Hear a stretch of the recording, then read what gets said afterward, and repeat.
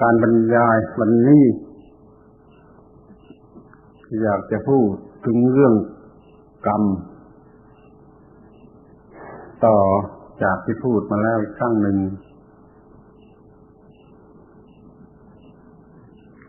เพราะว่ามันเป็นเรื่องที่ยากที่จะพูดให้เข้าใจได้ในการพูดเพียงครั้งเดียวหรือ2 ครั้งในคำบรรยายตอนนี้ชุดหลังนี่ก็จะเรียกว่าการเรียนพุทธศาสนาให้วิธีของวิทยาศาสตร์2-3 ครั้งมาแล้วพูดอย่างนี้แล้วก็คงยังเป็นอย่างนั้นต่อไปสำหรับพุทธศาสนานั้นถ้าพูดอย่างมีคนคือเป็นอย่างทางศีลธรรมมีคนมีบุคคลอย่างนี้ก็ไม่ใช่พุทธศาสนาโดยแท้คือไม่ใช่อย่างวิทยาศาสตร์ถ้าพูดอย่างวิทยาศาสตร์ก็ว่าไม่มีคนไม่มีบุคคลสัตว์บุคคลตัวตนเราเขานะไม่มีแต่ธรรมชาติชนิดที่เป็นรูปร่างกายหรือวัตถุและธรรมชาติชนิดที่เป็นความรู้สึกที่กันเรียกกันว่าจิตใจนะมันเป็นไปหรือเกิดขึ้นตามเหตุตามปัจจัยเป็นขณะเป็นขณะเป็นขณะไปต้องทบทวนถ้อยคำเหล่านี้อยู่เสมออย่างนี้ก็เรียกว่ามีแต่ปฏิจจสมุปปนธรรมคือมีแต่ธรรมชาติที่อาศัยการเกิดขึ้นทยอยกันไปไม่ถือว่าเป็นสัตว์เป็นบุคคลตัวตนเราเขาคนนั้นคนนี้ที่ในเรื่องทางศีลธรรมที่ต้องพูดกับชาวบ้านนั้นพูดอย่างนั้นไม่รู้เรื่องมันจึงต้องพูดให้มีสัตว์บุคคลตัวตนเราเขาดังนั้นไอ้เรื่องกรรมเนี่ยมันจึงมีเป็น2 ประเภทคือประเภทศีลธรรมสอนคนที่ยังมีตัวมีตนมีความคิดว่าตัวตนเนี่ยให้กลัวความชั่วให้รักความดีให้ทำแต่ความดีมีหลักว่าบุคคลเป็นผู้กระทำถ้าทำดีก็ได้ดีทำชั่วก็ได้ชั่วเพียงเท่านี้ขอให้ทำเว้นความชั่วให้ทำแต่ความดีเรื่องทางศีลธรรมมันมีเท่านี้นี่ไม่ใช่เรื่องกรรมในพุทธศาสนาเป็นเรื่องกรรมในศาสนาทั่วๆไปศาสนาไหนที่สอนเรื่องกรรมก็สอนอย่างนี้ทั้งนั้นนี่ก็เป็นกรรมอย่างมีบุคคลเป็นเรื่องกรรมสอนศีลธรรมเอาเรื่องภายนอกเป็นหลักนอกออกมาจนกระทั่งถึงว่านอกตัวตนไปเช่นว่าไปทำความชั่วเขาฆ่าตายหรือเขาจับไปใส่คุกใส่ตารางหรืออย่างนี้เรียกผลกรรมเมื่อที่ได้ยินได้ฟังกันอยู่มากถ้าอย่างนั้นก็ยังสับสนทุกคนบางคนไม่มองเห็นว่าทำกรรมแล้วก็จะได้รับผลกรรมตามนั้นเสมอไปถือว่าไม่ได้รับก็มีทำชั่วได้ดีทำดีได้ชั่วกลับกันเสียอย่างนี้ก็มีมันยังยุ่งยากซับซ้อนอยู่ต้องเป็นกรรมชนิดที่ไม่อาจจะตกหลักวิทยาศาสตร์โดยแท้จริงได้มันเป็นเรื่องศีลธรรมเพื่ออาศัยความเชื่อให้คนทำดีเป็นทำชั่วต้องจัดไว้พวกหนึ่งจะไม่เอามาปนกันกับเรื่องกรรมของพุทธศาสนาโดยตรงคือกรรมอีกชนิดหนึ่งไม่เรียกว่าดีไม่เรียกว่าชั่ว สำหรับจะทำให้คนอยู่เหนือกรรมดีกรรมชั่วแล้วก็ไม่มีความทุกข์เลยที่กรรมอันนี้กรรมอันหลังที่ว่ากรรมที่นี่อาจจะเรียกว่ากรรมดีกรรมชั่วถ้าไปทำข้าวแล้วจะทำให้กรรมดีกรรมชั่วหมดความหมายไปเลยนี่เป็นเรื่องกรรมที่ซับซ้อนซึ่งจะต้องอธิบายกันมากจึงจะเข้าใจแล้วก็จะเป็นไปในรูปที่เรียกว่าเป็นวิทยาศาสตร์ที่เข้าใจได้หรือเห็นแจ้งได้ไปตามลำดับแล้วก็ไม่ต้องเชื่อผู้อื่นด้วยเป็นสิ่งที่เรามองเห็นได้ด้วยตนเองจากในภายในเป็นเรื่องธรรมะชนิดที่เป็นสันติโกถึงที่สุดนี่ผมก็รู้สึกว่าอธิบายยากลำบากถึงแม้ว่าจะมีความเข้าใจเรื่องนี้เพิ่มขึ้นก็ยังรู้สึกว่าเอามาอธิบายได้ยากที่สุดนี่กว่านั้นก็อาจจะถูกหาว่าบ้าเรื่องที่มันอาจจะเข้าใจได้หรือฟังยากหรือว่าในที่สุดอาจจะไม่มีประโยชน์อะไรเลยให้แก่คนทั่วไปจริงๆจะเป็นเรื่องบ้าหลังที่เอาเรื่องอย่างนี้มาพูดแต่ถ้าไม่เอาเรื่องอย่างนี้มาพูดมันก็ไม่ถึงตัวของพุทธศาสนาวิชาความรู้เรื่องนี้เรื่องกรรมเป็นต้นนี้จะไม่ถึงตัวของพุทธศาสนาเพราะนั้นก็ต้องลองต้องพยายามพูดไปเรื่อยๆใครจะเข้าใจหรือไม่เข้าใจก็ตามใจเราต้องการจะพูดหลักของพุทธศาสนาที่เป็นพุทธศาสนาโดยตรงซึ่งสรุปความแล้วก็คือเรื่องไม่มีตัวตนคำเดียวเท่านั้นเรื่องที่เป็นเรื่องของพุทธศาสนาสรุปให้ฟังสั้นๆว่าไม่มีความรู้สึกว่าเป็นตัวตนไม่ยึดถือว่าเป็นตัวตนถือว่าไม่ใช่ตัวตนคือไม่มีตัวตนแล้วสิ่งต่างๆมันจะเป็นไปได้อย่างไรในเมื่อไม่มีตัวตนเช่นเรื่องกรรมนี่ไม่มีตัวตนแต่ถ้าใครเป็นผู้ทำกรรมแล้วใครเป็นผู้ได้รับผลกรรมนี่ก็เข้าใจยาก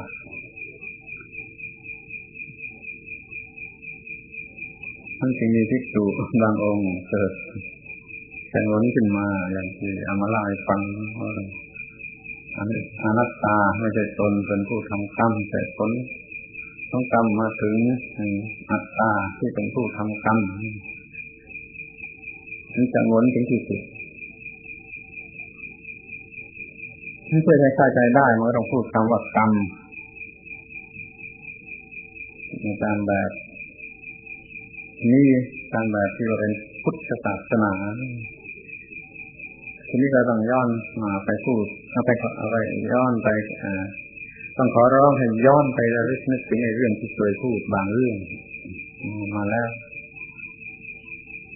ตามหลักพุทธศาสนานั้นจะถือว่าสิ่งต่างๆนี้ต่อเมื่อจิตมันเข้าไปสำคัญมั่นหมายว่ามีหรือว่าเป็นนั่นเป็นนี่เมื่อจิตในภายในทำหน้าที่สำคัญมั่นหมายในสิ่งใดสิ่งหนึ่งจนเกิดความรู้สึกประเภทที่เป็นตัวตนเป็นของตนขึ้นมาเมื่อนั้นสิ่งต่างๆนั้นจะมีขึ้นมาทั้งที่ไม่มีอะไรจะเป็นตนได้ความรู้สึกว่าเป็นตัวตนเกิดขึ้นเมื่อไรซึ่งเป็นลมๆแรงๆเมื่อนั้นจะถือว่าทุกอย่างที่มันเรื่องกันมันปล่อยมีขึ้นมาที่นี่ว่าตาหูจมูกลิ้นกายใจนี่ไม่ได้มีอยู่จนกว่าเมื่อไรมันทำหน้าที่เห็นรูปฟังเสียงดมกลิ่นลิ้มรสไปในลักษณะที่ยึดมั่นถือมั่นเป็นตัวกูเห็นตัวกูอย่างนี้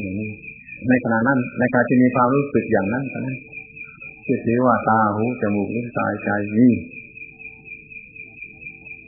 รวมทั้งจะถือว่าไอ้ข้างนอกคือรูปเสียงกลิ่นรสสัมผัสธรรมารมณ์ข้างนอกที่เป็นตัวโลกนั่นก็เพิ่งมีในขณะนั้นเท่านั้นไม่ถือว่าโลกมีอยู่ตลอดเวลาโลกมีเฉพาะเมื่อจิตเข้าไปสำคัญมั่นหมายด้วยความยึดถือเป็นตัวตนจึงจะว่ามีโลก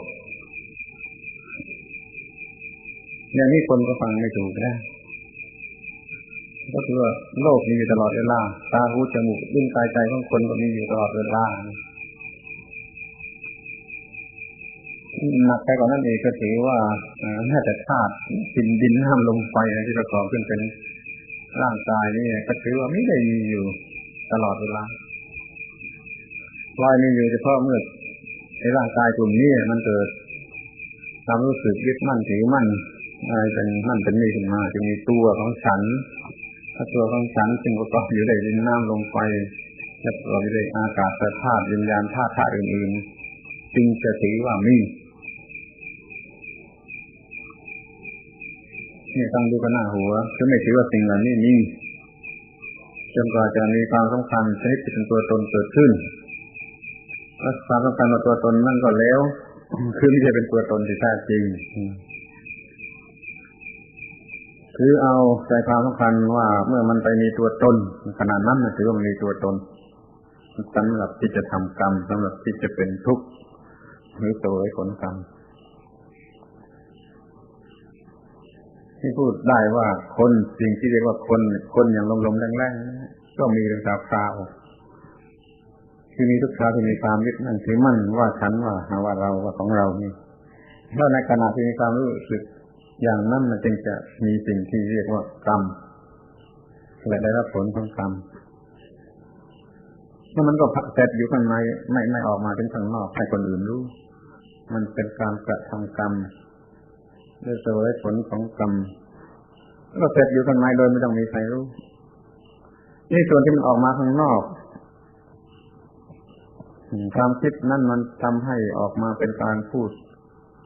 ดีพูดร้ายทำดีทำร้ายฆ่าเขาลักเขานี่มันออกมาเป็นกรรมข้างนอกประเภทมีสัตว์มีบุคคลเป็นกรรมทางศีลธรรม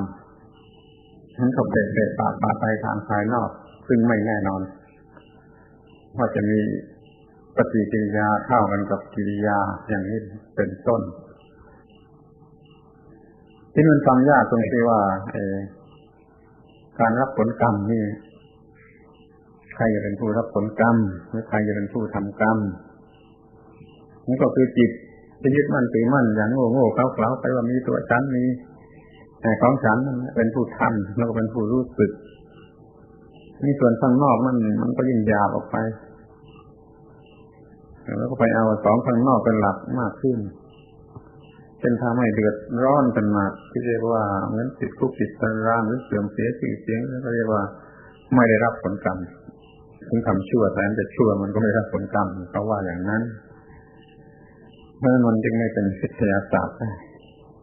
ต้องไปเล็งเอาจิตใจของคนเป็นความรู้สึกของคนเป็นหลักแล้วก็เป็นเรื่องของคนข้างนอกสังคมหรือโลกเขาจะเข้ามาเกี่ยวข้องแล้วทำอะไรเอาอีกด้วยว่าเป็นผลกรรมมันก็ยิ่งไปกันใหญ่ยิ่งไม่แน่นอนท่านจะไม่พูดถึงเรื่องกรรมชนิดนั้นไม่พูดถึงเรื่องกรรมทางศีลธรรมของบุคคลที่ยังมีตัวมีตนรับผลกรรมเนื่องด้วยวัตถุสิ่งของข้างนอก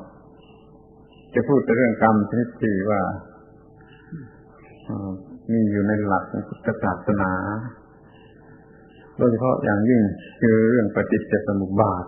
ที่เป็นตัวเรื่องพุทธศาสนา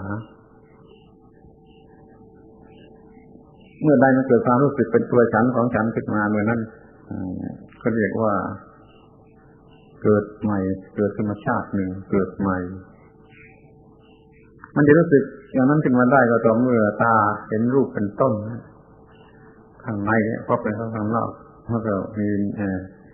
วิญญาณรู้สึกว่าอะไรขึ้นมาทางตาทางหูทางจมูกทางใดทางหนึ่งก็ตาม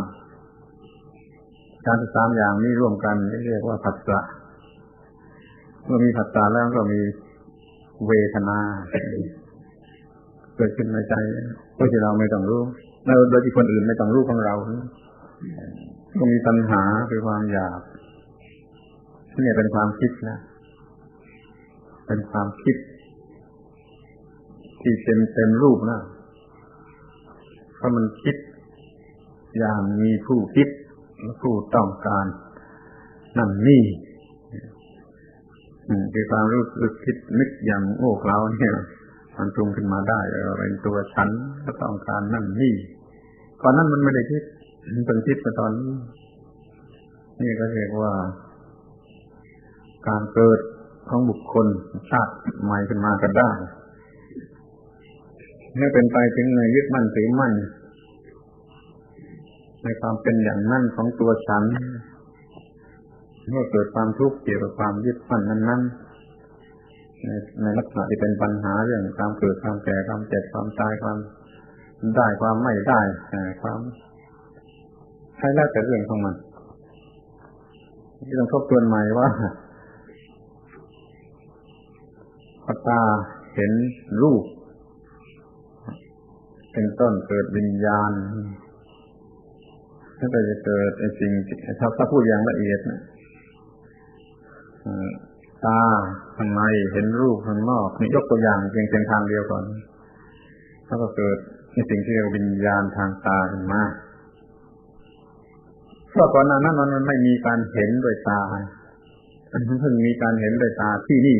เวลานี้เดี๋ยวนี้เมื่อมันเห็นรูปทีนี้เกิดเป็น3อย่างแล้วคือตารูปข้างนอกและวิญญาณที่เกิดขึ้นทางตาเป็น3อย่างก็เรียกว่า3อย่างนี้กระทบกันนี่เรียกว่าผัสสะถ้าพูดอย่างละเอียดก็ถือว่าระหว่างที่มันเกิดจักษุวิญญาณขึ้นนี่มันยังเต็มอยู่ด้วยความโง่คือไม่รู้ว่าอะไรเป็นอะไรเพราะคนเกิดมาไม่ได้ฉลาดไม่มีความรู้ไม่มีความฉลาดนั่นคือความโง่นั่นมันจึงปล่อยความคิดไปตามความโง่ไปจนถึงความทุกข์จนได้ถ้าจึงมีว่าอวิชชา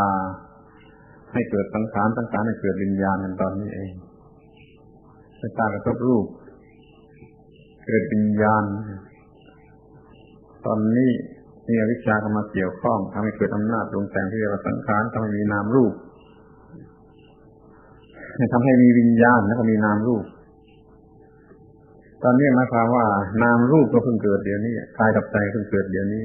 ตลอดเวลากายใจไม่มีจนเกิดพอจะเกิดเรื่องอย่างนี้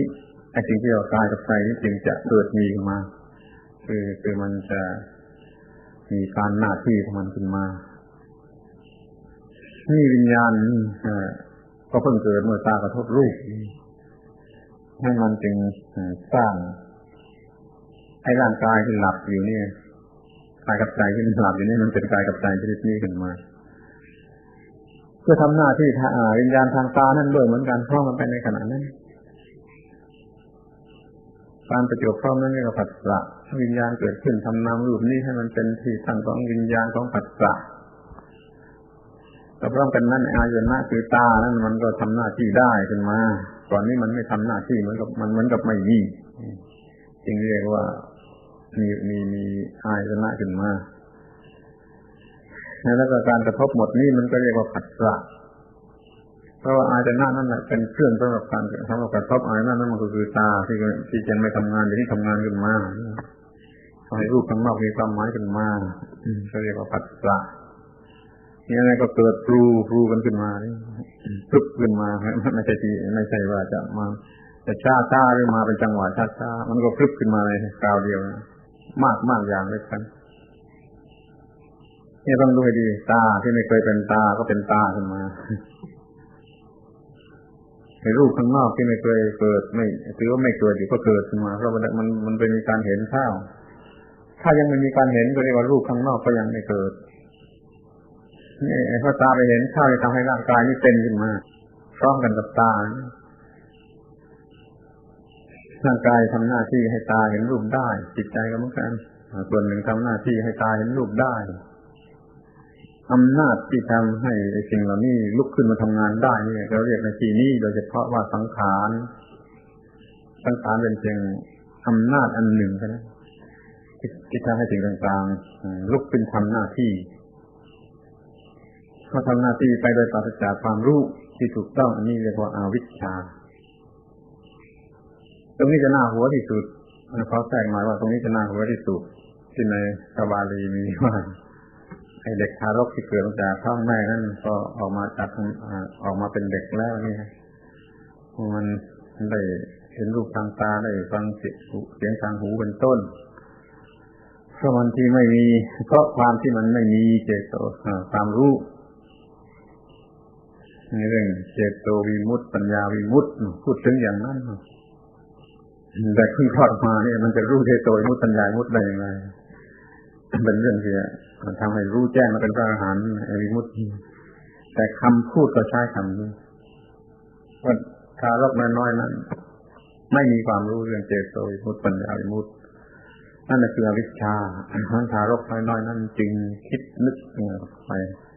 โดยจิตนั้นโดยกระแสจิตนั้นตามแบบนี้ตามแบบปฏิจจสมุปบาทนี้พอมันเห็นรูปชนิดที่มันเป็นที่ตั้งแห่งกามารมณ์ได้ทางความรู้สึกทางเวทนาที่เป็นเรื่องจะยึดมั่นถือมันได้นะไอ้เด็กคนนี้มันก็เกิดความคิดนึกรู้สึกไปตามกระแสที่เรียกว่าปฏิจจสมุปบาทมันก็เกิดใหม่ในขณะนั้นเรียกว่ามันทั้งหมดมันเกิดใหม่เข้ามาในขณะหมายความว่าตามันเกิดขึ้นมาไอ้รูปข้างนอกเกิดขึ้นมาวิญญาณเกิดขึ้นมาอาจนะเกิดขึ้นมาหัตถาเกิดขึ้นมาแล้วนามรูปเนี่ยเกิดขึ้นมาแล้วอะไรที่มันเนื่องกันอยู่กับนามรูปนี้มันก็พลอยเกิดขึ้นมาเป็นธาตุทั้ง6เป็นต้นที่ประกอบให้เป็นคนนี่ก็พลอยเกิดขึ้นมาหรือที่ขันธ์5คือรูปเวทนาสัญญาสังขารวิญญาณนี่ก็เพิ่งเกิดขึ้นมาในขณะนี้ก็ไปเต็มรูปเอาตรงที่เรียกว่าปัญหาหรืออุปาทานไปสังเกตดูดีว่ามันมีผัสสะแล้วมันก็มีเวทนาจะเป็นสุขหรือเป็นทุกข์หรือไม่สุขไม่ทุกข์ก็ตามพอมีเวทนาแล้วมันจะเกิดความรู้สึกอย่างนี้ถึงว่าตัณหาเนี่ยเกิดโดยไม่ต้องมีคนไม่ต้องเป็นคนไม่ต้องเรียกว่าคนเพราะตามสมมติอย่างโลกก็ถือว่าคนคลอดมาจากท้องแม่แล้วมีคนน่าอยู่ตลอดเวลาแต่ธรรมะนี่ไม่ถือว่านี่เป็นคนต่อเมื่อเกิดตัณหาเนี่ยจึงจะมีคนคือความคิดที่มันอยากอย่างนั้นอย่างนี้ลงไปไอ้ความอยากนั้นมันต้องมีสิ่งที่ถูกอยากไอ้ความอยากนั้นคือเป็นตัวผู้ฝ่ายกัตตาผู้กระทำคือเป็นตัวฉันให้สิ่งที่มันถูกอยากเป็นฝ่ายกรรมที่ถูกกระทำคือเป็นของฉันในทางดีทางไล่ทางไหนก็ตามมันจะมีความรู้สึกที่จะรู้สึกว่าฉันต้องการหรือฉันจะทำอย่างนี้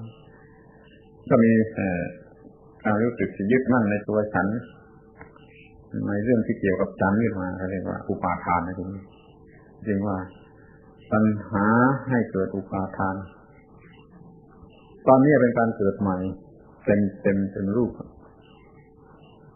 มันตั้งปฏิสนธิมาตั้งแต่วิญญาณทางตาเกิดขึ้น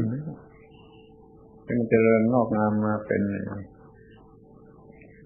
ผัสสะเวทนาตัณหาอุปาทานพอถึงอุปาทานมันก็เหมือนเต็มตัวมันใหญ่เต็มตัวพอมันยึดถือว่าเราเป็นอะไรก็เรียกว่านี่คือภพคือความเป็นแยกเป็นกามภพรูปภพอรูปภพกามภพหมายถึงในความเป็นฉันชนิดที่บ้าในเรื่องกามารมณ์รูปภพความเป็นฉันที่ไม่ยุ่งกับกามารมณ์แต่ยุ่งกับความสุขที่มันมาจากรูปบริสุทธิ์ที่มันต้องพูดถึงเรื่องผู้ใหญ่นะถ้าเป็นเรื่องของเด็กๆก็ต้องสมมติ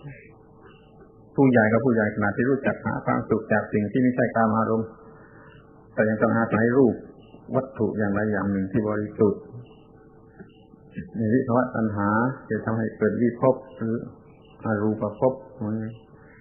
ความเป็นฉันที่มันไปหลงอยู่กับเรื่องที่ไม่มีรูปแต่ว่าพอใจความสุขที่เกิดมาจากสิ่งที่ไม่ใช่รูปถ้าเปรียบง่ายๆก็เช่นว่าหลงชื่อเสียงหลงอะไร เกียดหลงเห่อหลงตัวกูนี่อย่างนี้เลยมันเป็นภพเป็นตัวฉันสมบูรณ์ที่มันจะมีปัญหาต่อไปก็เรียกว่าชาติชรามรณะถ้ามันมีตัวฉันแล้วมันก็มีปัญหาที่เนื่องกันกับความเกิดความแก่ความเจ็บความตายความอะไรนั้นชาติออกมาก็เป็นความทุกข์ถึงขนาดชาติแล้วก็เรียกว่ามันมีปัญหาเรื่องปัญหาที่เป็นปัญหาที่เกี่ยวกับธรรมชาติหรือความเกิดนี่แล้วก็เป็นทุกข์ด้วยอย่างน้อยก็มันฉันไม่ได้อย่างใจจึงกล่าวว่าเป็นหลักว่าเมื่อมีชาติก็ต้องมีชรามรณะโศกเปวะทุกขโทมนัสอุปาญาตถึงได้ตรวจกันนี่กระแสจิตที่มันปรุงให้เกิดไปตามลำดับนี้อันหนึ่งเรียกว่าปฏิจจสมุปปนธรรมถ้ารวมทั้งหมดนั้นเรียกว่าปฏิจจสมุปบาทที่ในปฏิจจสมุปบาทที่ว่านี่ซึ่งในปฏิจจสมุปบาทสายหนึ่งที่ประกอบอยู่ด้วยปฏิจจสมุปปนธรรมแบ่งอย่างละเอียดเป็น11อาการหรือ12อาการนี่ในสายหนึ่งนี่มีอะไรครบหมดจะดูอะไรก็ได้ในวันนี้เราจะพูดว่าจะดูเรื่องกรรมที่มีอยู่ในสายของปฏิจจสมุปบาทนั้นแต่อยากจะพูดให้รู้ซะก่อนเพื่อเข้าใจง่ายๆว่าจะดูอะไรจะได้ในสายแห่งปฏิจจสมุปบาทที่เกิดขึ้นในจิตซึ่งจะกินเวลาไม่ถึง1 นาทีครึ่งนาทีคือว่าจะมีทุกอย่างที่มีที่มนุษย์เรียกกันอยู่ทีนี้ก็มีโลกทั้งหมดก็อยู่ในนั้นจะมีนรกสวรรค์อะไรก็อยู่ในนั้นมีสวรรค์วิมานพรหมโลกข้างบนไปโน่นมันจะมีนรกเดรัจฉานเปรตอสุรกายก็อยู่ในนั้นมันเป็นความหมายของจิตชนิดหนึ่งความหมายอย่างสวรรค์อย่างพรหมอย่างนี้ก็เหมือนที่ว่ามาตะกี้มันได้อร่อยอย่างที่เป็นกามตัณหาก็เรียกว่าสวรรค์ชั้นกรรมวจรสวรรค์ที่มีวิมานมีนางฟ้าถ้าเผอิญเป็นกรณีที่มันได้ความอร่อยอย่างไม่เกี่ยวกับกามารมณ์มันก็เป็นสวรรค์ชั้นพรหมโลกที่มีรูปกระทั่งสวรรค์ชั้นพรหมโลกที่ไม่มีรูปถ้าเป็นนรกเป็นกรณีนรกมันคือร้อนใจไฟเผาไม่ต้องมีใครมารู้มันสำเร็จรูปของความคิดนี้แล้วมันร้อนใจในปัญหาต่างๆในตัวมันเองในบางกรณีมันร้อนใจเป็นนรกแต่ในบางกรณีมันอร่อยเป็นสวรรค์บางทีมันก็โง่อย่างสัตว์เดรัจฉานมีโลกของสัตว์เดรัจฉานอยู่ในนั้นในจิตนั้นบางทีมันก็หิวอย่างเปรตมีโลกของเปรตอยู่ในนั้นบางทีก็ขี้ตาอย่างอสุรกายมันก็มีอสุรกายอยู่ในนั้นเนี่ยพูดกันอย่างข้าวหยาบๆนี่ถ้าดูละเอียดออกไปจะเห็นว่าไอ้ความเป็นอย่างนั้นความรู้สึกเป็นสวรรค์เป็นนรกอะไรมากๆนั้นมันเป็นผลของกรรมที่ทำให้เกิดความรู้สึกอย่างนั้นขึ้นมานี่กรรมมันก็เริ่มตั้งต้นตั้งแต่ที่ว่ามีเกิดตัณหาขึ้นถ้ามันอยากอย่างไรมันต้องการอย่างไรเสร็จแล้วมันก็เกิดผลจากความอยากนั้นออกมาเป็นความรู้สึกที่เผาตัวเองหรือว่ารวมความแล้วมันทุกข์ทั้งนั้นแต่มันในรูปที่ว่ามันเผามันไฟเผาหรือว่ามันทำให้หลงว่าเป็นของอร่อยเป็นของเย็นเป็นของสบายอะไรได้แต่เรื่องมันเกิดเป็นความรู้สึกเป็นตัวฉันอย่างใดอย่างหนึ่งขึ้นมาแล้วในตอนที่เรียกว่าอุปาทานนี่ไม่มีตัวมีตนของคนนั่นขึ้นมาในขณะนั้นอย่างสวรรค์อย่างเทวดาก็ได้อย่างมนุษย์ก็ได้อย่างสัตว์นรกก็ได้อันนี้คือสิ่งที่เรียกว่าผลกรรมแต่บางทีในบาลีเรียกว่ากรรมนะก็มีเขาเรียกกรรมเก่าเขาเรียกว่าผลตรงหมายถึงผลกรรมนี่ก็มีบาลีที่ว่าดูก่อนภิกษุทั้งหลายกายนี้มิใช่ของเธอทั้งหลายและก็มิใช่ของคนพวกอื่นในขณะนั้นเรารู้สึกว่าเรามีของเรา มีกระทั่งมีกายของเราทั้งหมดนี่เรียกว่ากายเราคิดว่าของเราโง่จนถึงขนาดพระพุทธเจ้าจะต้องบอกว่ากายนี้ไม่ใช่ของเธอทั้งหลายและก็ไม่ใช่ของคนอื่นด้วยมันเป็นแต่เพียงกระแสของปฏิจจสมุปบาทมันจึงมีความรู้สึกว่ากายนี้เราคิดว่าของเราที่ถ้าถามว่าทำไมมันรู้สึกคิดนึกได้มันรู้สึกคิดนึกต้องการอย่างนั้นอย่างนี้เป็นพุ่งเป็นแควไปก็มีพระพุทธภาษิตที่ต่อไปอธิบายว่ากรรมเก่านี้อันปัจจัยปรุงแต่งขึ้นทำให้รู้สึกคิดนึกได้และทำให้เสวยอารมณ์ที่มาเกี่ยวข้องด้วยได้ข้อกรรมเก่านี้หมายว่าร่างกายในขณะนั้นประกอบพร้อมด้วยสิ่งทั้งหลายที่ทำให้มันเกิดเป็นตัวกูขึ้นมาแล้วนี่ที่ในความรู้สึกอันนั้นที่มันมีอยู่ในตัวกูนั่นนะมันสามารถจะคิดนึกได้อย่างนั้นอย่างนี้กระทั่งรู้สึกเสวยอารมณ์สุขทุกข์อุเบกขาอะไรได้เท่านั้นเองนี่ก็จะแสดงว่าไม่ต้องมีตัวตนที่แท้จริงมันมีแต่การปรุงแต่งตอนหนึ่งเรียกว่ากรรมตอนหนึ่งเรียกว่าผลกรรมเมื่อเชื่อตามในนี้ไอ้ร่างกายของเราในขณะที่มันรู้สึกสุขหรือรู้สึกเป็นทุกข์หรือไม่สุขไม่ทุกข์นี่ก็เรียกว่ากายในขณะนั้นกายในขณะนั้นไม่ใช่ของเรามันไม่ใช่ของคนอื่นไม่ใช่ของเราเพราะมันไม่มีตัวเรามันเกิดมาจากความรู้สึกตามธรรมชาติของสิ่งที่มีร่างกายมีชีวิตมีจิตมีอะไรปรุงแต่งคิดนึกได้จึงว่าไม่ใช่ของเราแล้วก็ไม่ใช่ของคนอื่นหมายความว่าไม่ใช่ของพระเจ้าไม่ใช่ของเทวดาไม่ใช่ของคนอื่นนอกจากเราถึงเขามีอำนาจเหนือเรา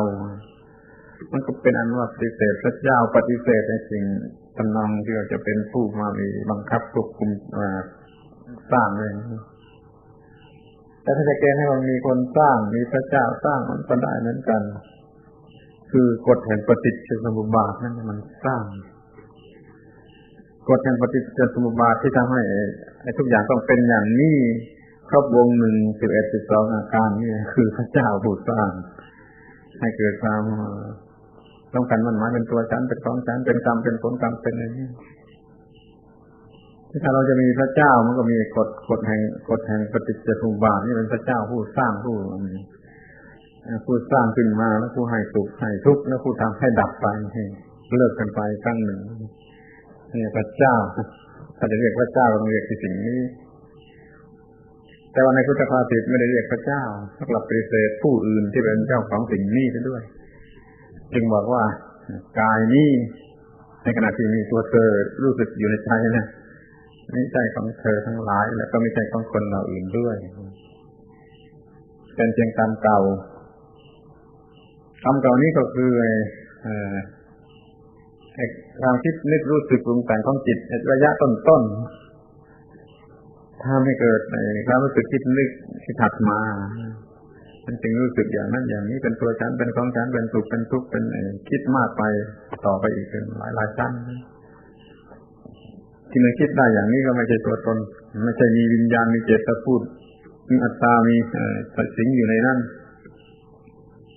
มันเป็นเพียงเหตุปัจจัยกับผลลัพธ์ปรุงแต่งขึ้นทำให้รู้สึกให้คิดให้นึกก็ได้ให้รู้สึกอารมณ์ก็ได้มันน่าอัศจรรย์ประหลาดที่สุดเลยที่มันจะรู้อะไรได้มากได้หมดอย่างน่าประหลาดทีนี้เราจะดูกันแต่ในแง่ของกรรมนี่มันอาจจะมากหรือละเอียดเกินไปจนจะหาว่าผู้พูดนี่บ้าก็ได้คือตั้งแต่อวิชชานี่ก็ถือว่าเป็นกิเลสเมื่อใดไม่มีความรู้เหมือนนั้นก็เรียกว่ามีอวิชชาที่ในขณะที่ตากระทบรูปเป็นต้นนี่ในขณะนั้นไม่มีความรู้ในขณะนั้นเรียกว่ามีอวิชชา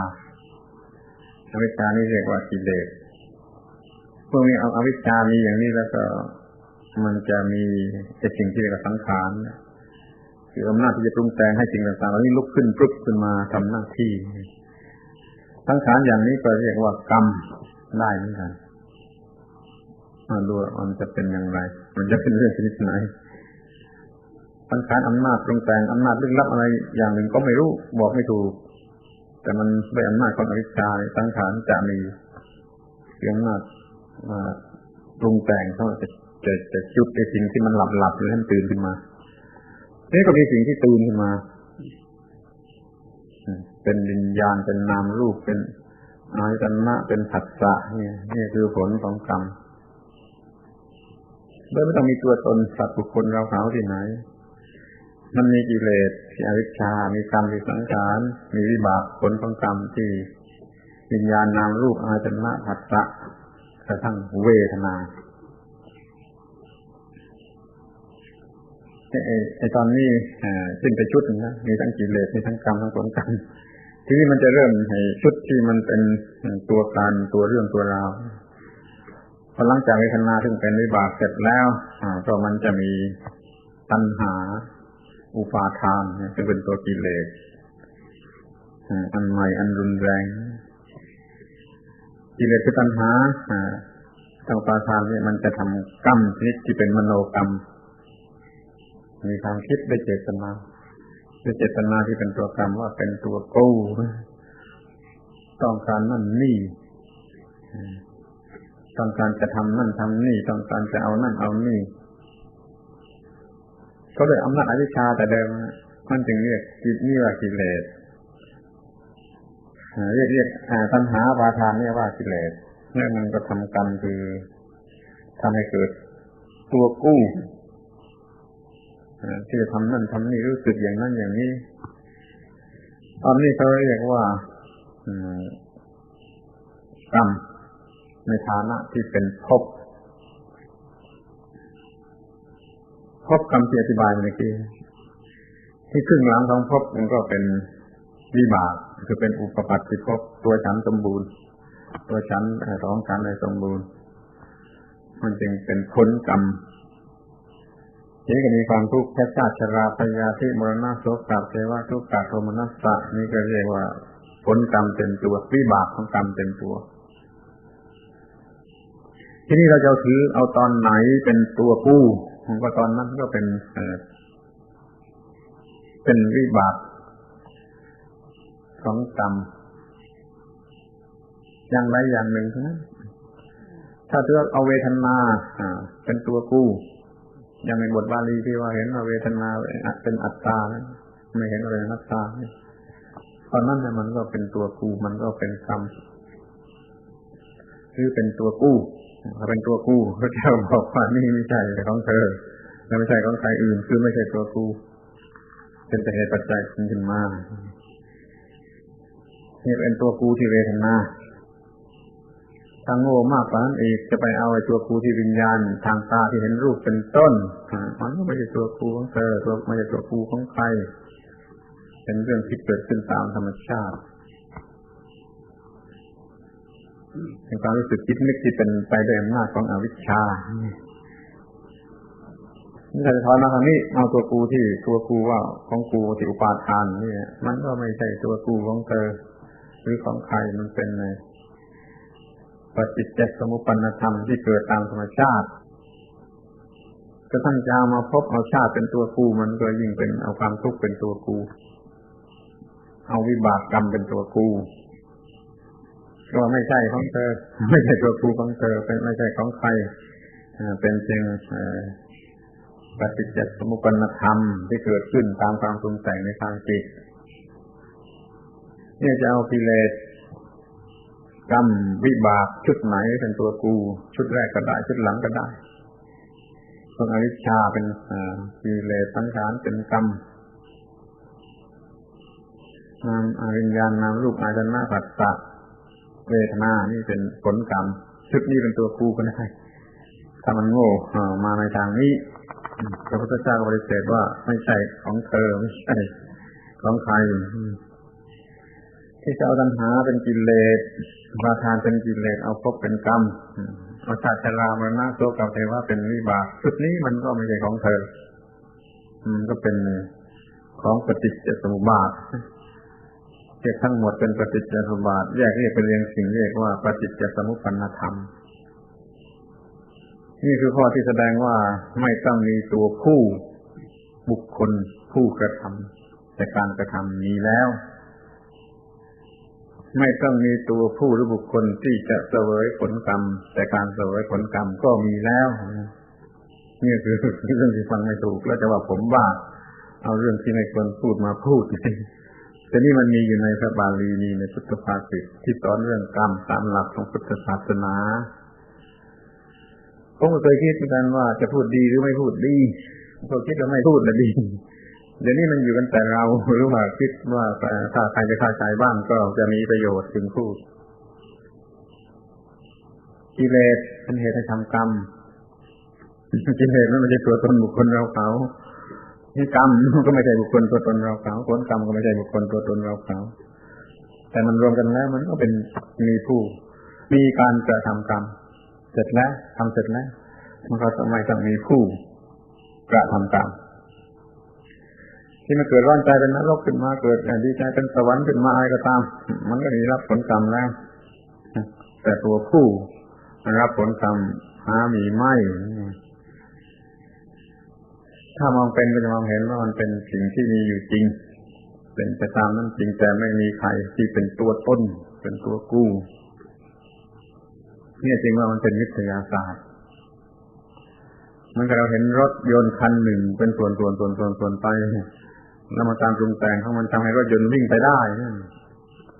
ส่วนประกอบทุกส่วนนะว่ามันทำการปรุงแต่งกันได้มันก็เป็นรถยนต์ที่วิ่งไปได้โดยไม่ต้องมีรถยนต์วิ่งไปแต่ไม่ต้องมีรถยนต์ก็วิ่งไปแล้วแต่ก็ไม่มีรถยนต์ที่มองดูทุกส่วนที่ประกอบกันเป็นมนุษย์นี่ก็เกี่ยวข้องกับสิ่งภายนอกมันก็เกิดรู้สึกอย่างนี้ว่าเป็นเพียงอย่างนั้นเรียกว่าปฏิจจสมุปปนธรรมก็คือว่าธรรมชาติที่เป็นไปตามกฎเกณฑ์ของมันเองเป็นประเด็นมากขึ้นขนาดนี่โง่ไปว่ามีตัวกูมีของกูแล้วก็ไปเล่นงานกับคนอื่นเขาก็มีแล้วมันก็เป็นสุขได้เป็นทุกข์ได้ทีนี้การที่มันจะได้รับความรู้สึกเป็นผลกรรมเป็นวิบากนั้นมันต้องมีใครมาเกี่ยวข้องมันเป็นไปตามกฎของมันเองเพราะฉะนั้นมันจึงแน่นอนที่สุดเช่นเดียวกับปฏิกิริยามีอย่างไรปฏิกิริยามันจะต้องมีอย่างนั้นที่นั่นทันทีที่นั่นทั้งเรื่องกรรมในแบบนี้จึงมีพระพุทธภาษิตตรัสว่ามันจะเสวยผลกรรมในขันธ์นั้นในอัตภาพนั้นถ้าขันธ์นั้นอัตภาพนั้นก็มีในช่วงเวลาอันสั้นคือความรู้สึกว่าตัวฉันนี่มันเกิดขึ้นมาได้ในขันธ์ชุดไหนไอ้ขันธ์ทั้ง5นี่บอกว่าเกิดเป็นคราวๆแล้วเป็นชุดๆอย่างที่ว่าตัวฉันเกิดขึ้นในขันธ์ชุดไหนมีการทำกรรมในขันธ์ชุดนั้นไม่จะได้รับผลกรรมในขันธ์ชุดนั้นเสร็จเลยไม่ว่าจะเป็นกรรมชนิดที่รับทันควันหรือรับในขณะต่อมาหรือรับในขณะต่อไปอีกไม่ต้องพูดถึงชาติหน้าต่อเข้าลงแล้วภายใน1 วินาทีก็มีครบหมดมันให้ผลกรรมเป็นทันควันที่นั่นหรือว่าถ้าไม่ที่นั่นมันก็ถัดมาก็หมายความว่าในการเกิดตัวกูครั้งที่2จึงจะเกิดความสุขหรือความทุกข์อันนั้นแล้วถ้าไม่เกิดในการเกิดตัวกูครั้งที่2คือในปฏิจจสมุปบาทรอบที่2มันก็มารู้สึกอย่างนั้นได้ในปฏิจจสมุปบาทรอบที่3รอบที่4รอบที่5ซึ่งไม่ต้องใช้เวลาถึง5 นาที10 นาทีเพราะว่าใน1 นาทีมันก็เกินที่จะเกิดปฏิจจสมุปบาทรอบ1เราเหลือบตาไปเห็นในคนเป็นศัตรูเดินมานี่มันก็เกิดเลียดขึ้นมาทีนี่ก็รอบนะมันก็มีกรรมและเสวยผลกรรมเสร็จเพราะความรู้สึกเกลียดนะมันร้อนเป็นไฟกันมา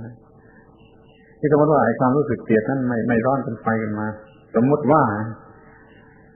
พอเมื่อมีปฏิจจสมุปบาทรอบที่2คิดต่อไปถึงขนาดที่ว่าจะฆ่ามันเลยมันก็มีโอกาสที่จะร้อน ดูในปฏิจจสมุปบาทรอบหลังๆคิดพยายามอย่างนั้นพยายามอย่างนี้พยายามอย่างโน้นที่จะฆ่ามันก็มีโอกาสที่จะร้อนหรือเป็นทุกข์ร้อนทันควันเรียกว่าชาติทิฏฐธรรมในทิฏฐธรรมคือทันควันร้อนในปฏิจจสมุปบาทรอบทีหลังก็เรียกว่าสัมปรายะสัมปรายิกะที่ร้อนในปฏิจจสมุปบาทรอบหลังๆมาอีกก็เรียกว่าอัปราปรเวทนิยะในบาลีแท้ๆเรียกว่าอัปรวิสเยในบาลีเรียกอัปรวิสเยในอัตถกถาในอภิธรรมก็ไปเรียกอย่างที่มาสอนในโรงเรียนว่าอัปราปรเวทนิยะที่มาถือตามหลักของพระพุทธเจ้าทั้งทิฏฐธรรมทั้งสัมปรายะทั้งอัปราประเนี่ยเสร็จในเวลาไม่เท่าไรก็คือไม่ขณะที่ปฏิจจสมุปบาทรอบนี้มันยังเกี่ยวกับรอบหลังเอาเกี่ยวไปถึงรอบหลังและรอบถัดไปมันจึงพูดได้ว่าการได้รับผลกรรมชนิดที่เป็นทิฏฐธรรมก็ดีที่เป็นสัมปรายิกะก็ดีเป็นอัปราปรเวทนิยะก็ดีสำเร็จอยู่ในขันธ์ชุดนั้นมันเป็นชุดที่เราได้อัตภาพว่าตัวกู้นะมันยังเรื่องกันอยู่มันยังไม่ดับความคิดนี้ยังไม่ดับอยู่เพียงไรไอ้ขันธ์ชุดนั้นอัตภาพนั้นมันก็ยังอยู่มันก็ทำกรรมแล้วมันก็ได้รับผลกรรมในอัตภาพนั้นบาลีมีคำว่าตัฏฐะเอวะด้วยทั้งตัฏฐะทั้งเอวะนั่นเชียวจะเป็นทิฏฐธรรมก็ดีเป็นอุปปัจเจก็ดีเป็นอัปปรวิสเยก็ดีแต่นี่ชาวบ้านเขามาเรียกว่าในชาติปัจจุบันในชาติต่อไปในชาติหลังๆเพราะเขาเอาชาติเข้าลงเป็นหลักมันก็ไปไกลมากเลยแต่นี่เอาชาติในปฏิจจสมุปบาทเป็นหลักแล้วก็ติดๆกันไปเลยในระยะไม่ถึงครึ่งชั่วโมงก็มีทุกชาติมีทุกชนิดได้ในการได้รับผลกรรมทันควันหรือในระยะต่อมาหรือระยะถัดไปนั้นมีได้ในชุดของปฏิจจสมุปบาทนั้นที่ก่อเป็นความรู้สึกขึ้นมาสำเร็จรูปเป็นในตัวกูของมาเป็นตัวกูของกูขึ้นมาเรื่องนี้ต้องไปนึกถึงคำอธิบายที่อธิบายกันมันก่อนมาแล้วว่าเบญจขันธ์เกิดขึ้นเมื่อไรรูปเวทนาสัญญาสังขารวิญญาณเกิดขึ้นเมื่อไรเกิดขึ้นเป็นชุดๆระดับไปเรื่อยอย่าไปเข้าใจอย่างชาวบ้านเข้าใจเกิดอยู่ทีเดียวตลอดกาลนั่นไม่ใช่พุทธศาสนาเป็นสัจจทิฏฐิเป็นมิจฉาทิฏฐิถ้าเป็นพุทธศาสนาก็จะเป็นชั่วขณะไม่มีตัวตนบุคคลเราเขาแล้วก็ไม่มีอะไรที่เกิดอยู่ได้ยืนยาวตลอดกาลนั่นที่เราคิดนี่ก็นี่เราเกิดอยู่ตั้งแต่เกิดจากท้องแม่แล้วก็อยู่กันตลอดเข้าโลกนี้ทั้งขันธ์ทั้ง5ก็เกิดดับไปตามจังหวะของความรู้สึกในจิตใจที่ว่ามีตัวกูมีของกูดินน้ำลมไฟก็เกิดดับไปตามขณะที่มีความรู้สึกในจิตใจว่าตัวกูของกูนี่ส่วนที่เป็นปลีกย่อยตาหูจมูกลิ้นกายใจอย่างใดอย่างหนึ่งก็เกิดขึ้นแล้วดับไปชั่วขณะที่เรียกว่ามีตัวกูของกูแต่ที่เป็นกรรมเป็นการทำกรรมเป็นผลของกรรมนี่มันคาบเกี่ยวกันไปความปรุงแต่งของจิตในระยะหนึ่งเป็นตัวกูต้องการอย่างนั้นอย่างนี้นั่นเป็นการทำกรรมเป็นมโนกรรมแล้วก็ได้รับผลของกรรมไปตามเรื่องของมีความทุกข์หรือมีความสุขคือความพอใจหรือว่าไม่สุขไม่ทุกข์นี่เราจงรู้สึกจงสังเกตให้รู้สึกเมื่อเรามีความรู้สึกพอใจอย่างหนึ่งไม่พอใจอย่างหนึ่งหรือเฉยๆยังสงสัยอยู่นี่อย่างหนึ่ง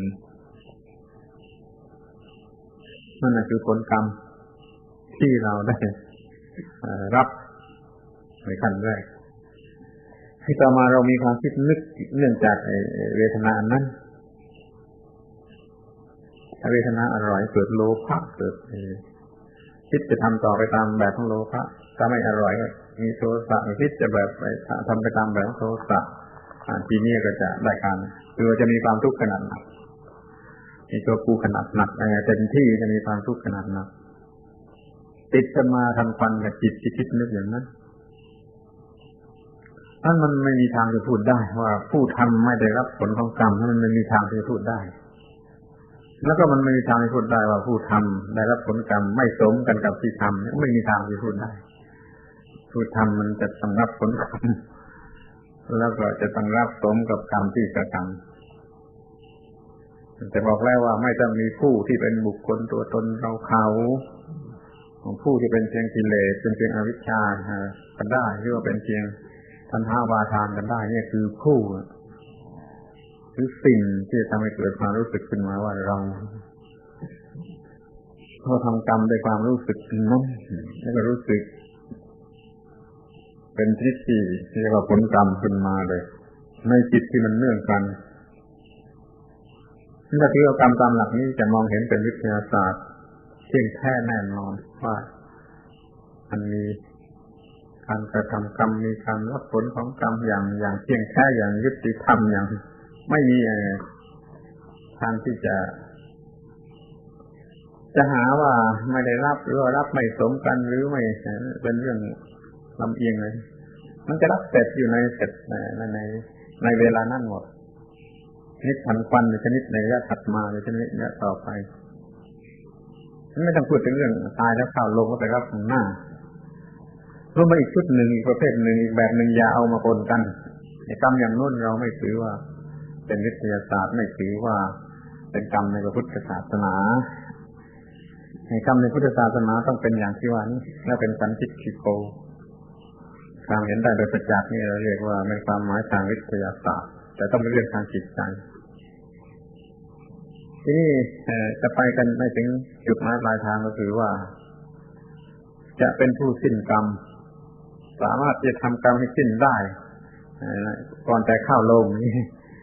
ก็ยังศึกษาเรื่องอนิจจังทุกขังอนัตตาของทุกสิ่งทุกตอนทุกระยะนี้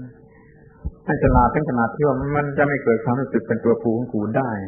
เมื่อนั้นจะสิ้นกรรมจะใช้คำพูดอย่างไรก็ได้เรามองเห็นอนิจจังทุกขังอนัตตาอยู่นี่แม้เมื่อมองเห็นอนิจจังอยู่อย่างเต็มที่ก็เห็นทุกขังอนัตตาโลภะโทสะโมหะไม่มีทางจะเกิดโลภะโทสะโมหะไม่มีทางจะเกิดมันก็ไม่มีการทำกรรมมันไม่เกิดขึ้นมาได้อย่างนี้ก็เรียกว่าสิ้นกรรมเป็นพระอรหันต์กรรมที่ทำให้อวิชชาไม่มีทางจะเกิดอวิชชาอยู่พร้อมที่จะเกิดอยู่เสมอเป็นตายตัวไปเลยนั่นคือกรรมที่ไม่มีชื่อเรียกว่าดีหรือชั่วดำหรือขาวต้องเรียกว่ากรรมที่ไม่ดำไม่ขาวไม่ดีไม่ชั่วจะทำให้กรรมทั้งหลายที่ดีที่ชั่วที่ดำที่ขาวนั้นหมดความหมายไปอย่างนี้เขาเรียกว่าสิ้นกรรมที่ทำความสิ้นกรรมที่จิตนั้นไม่ต้องมีบุคคลตัวตนที่ไหนจิตนั้นมันไปอยู่เหนือวิสัยที่จะมีกรรมหรือมีการรับผลของกรรมตามแบบที่ว่ามาแล้วถ้าว่าอย่างนี้สมมติเรียกว่าอรหัตตมรรคอรหัตตผลก็สมมติเรียกอย่างเร็วทีหนึ่งคือเรียกคนที่ผู้ที่มีจิตใจเป็นอย่างนั้นว่าเป็นพระอรหันต์พระอรหันต์เป็นบุคคลขึ้นมาที่เมื่ออะไรมันไม่ใช่บุคคลมันก็ไม่เป็นหมดมันเป็นแต่เพียงจิตที่ประกอบอยู่ด้วยลักษณะอาการคุณสมบัติอย่างนั้นพระอรหันต์ที่แท้จริงก็ไม่ใช่คนที่เดินไปเดินมาได้มันเป็นภาวะของจิตอันหนึ่งซึ่งมีลักษณะที่เรียกได้ว่าไม่ทำกรรมเก่าไม่ทำกรรมใหม่ไม่มีกรรมเก่าแล้วก็เป็นคนสิ้นกรรมนี่มันก็จะพูดได้เพียงว่าเป็นหลักคร่าวๆนะผู้ฟังไม่อาจจะเข้าใจชัดเจนแจ่มแจ้งโดยละเอียดหมดได้ผู้พูดก็ไม่สามารถจะพูดให้เข้าใจแจ่มแจ้งละเอียดหมดจดได้มันก็พูดได้แต่หลักคร่าวๆอย่างนี้สำหรับไปหาคำอธิบายที่ละเอียดเป็นส่วนๆตอนๆไปจนกว่าจะเข้าใจหมดได้นี่เป็นเรื่องของความเข้าใจที่ถ้าเป็นเรื่องที่จะเห็นจริงบรรลุกันแล้วมันก็ต้องไปทำอย่างว่านี่จนจิตมันเปลี่ยนไปอยู่ในลักษณะที่ว่าทำอย่างไรเสียมันก็ไม่เกิดอวิชชาไม่เกิดตัวกูของกูไม่มีกรรมไม่มีการรับผลของกรรมเพราะนั้นจะสิ้นกรรมถ้าจะรู้ว่าสิ้นกรรม เรียกว่าวิมุตติหลุดพ้นไปจากกรรมจากความวนเวียนแห่งกรรมเมื่อเกิดญาณทัศนะขึ้นมาในนั้นรู้ว่าเดี๋ยวนี้ก็หลุดพ้นแล้วจากกรรมนี่เรื่องกรรมโดยหลักคร่าวๆตามหลักที่พระพุทธเจ้าตรัสไว้ในรูปอย่างนี้เป็นหลักกรรมในพุทธศาสนายิ่งศึกษาไปเท่าไรจะมีลักษณะเป็นการศึกษาเรื่องกรรมในวิถีทางของวิทยาศาสตร์ที่เห็นแจ้งโดยประจักษ์ได้ทุกขั้นทุกตอนทุกสัดทุกส่วนแล้วไม่ต้องเรื่องกับผู้อื่นไม่ต้องเชื่อตามบุคคลอื่นสมกันแท้ที่จะกล่าวว่าไอ้กรรมนี่เป็นของเฉพาะตัวถ้ามันเรื่องกับผู้อื่นไปติดคุกติดตารางไปทำอะไรใครเดือดร้อนนั่นเป็นเรื่องกรรมอย่างอื่นกรรมอย่างศีลธรรมกรรมอย่างมีไว้สอนศีลธรรมสำหรับคนที่มีตัวมีตนอยู่กันในโลกมีผลทางสังคมดีแต่ถ้าส่วนตัวแท้ๆเป็นเรื่องกรรมอย่างที่ว่านี่คือกรรมอย่างวิทยาศาสตร์ฉันก็อยากจะให้ศึกษาทุกเรื่องในพุทธศาสนาที่เป็นหลักของพุทธศาสนาในลักษณะที่เป็นวิทยาศาสตร์แล้วจะเข้าใจพุทธศาสนาโดยแท้จริงเรื่องไหนก็ตามถ้ายังไม่เข้าใจเรื่องนั้นจะยังเป็นปรัชญาที่มัวที่สลัวที่ชักประโยชน์อะไรไม่ได้พอเข้าใจแจ่มแจ้งชัดเจนถึงตัวจริงก็กลายเป็นวิทยาศาสตร์แล้วก็อยู่ในการที่จะประพฤติได้กระทำได้ให้เกิดผลขึ้นมาได้แล้วก็เฉพาะตนตามเคยธรรมะเป็นสันทิฏฐิโกเห็นเองเฉพาะตนปัจจัตตังเวทิตัปโกวินยูหิถึงแม้จะเป็นคนฉลาดเท่าไรก็รู้ได้เฉพาะตนเรื่องกรรมในพระพุทธศาสนาที่เป็นพุทธศาสนาจริงๆจะอยู่ในรูปของวิทยาศาสตร์อย่างนี้ไม่เป็นปรัชญาถ้าเป็นปรัชญาก็ยังไม่เห็นเรื่องกรรมนั้นเมื่อพอวันที